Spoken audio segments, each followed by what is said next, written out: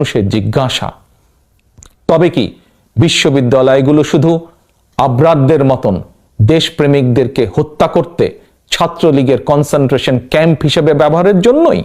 Mafia সরকার তাহলে কিসের উন্নয়ন করেছে, কার উন্নয়ন করেছে, কাদের উন্নয়ন করেছে?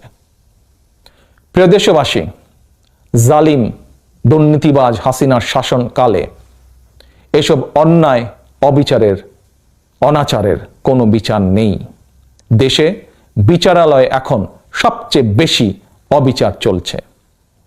ফ্যাসিস্ট হাসিনাই দেশের বিচার বিভাগকেই ফ্যাসিবাদের সূতিকাগারে পরিণত করেছে।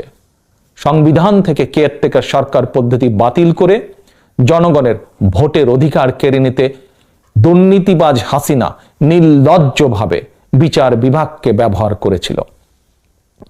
হাসিনার অবৈধ ক্ষমতা লিপ্সার খায়েশ মেটাতে আদালতে এখন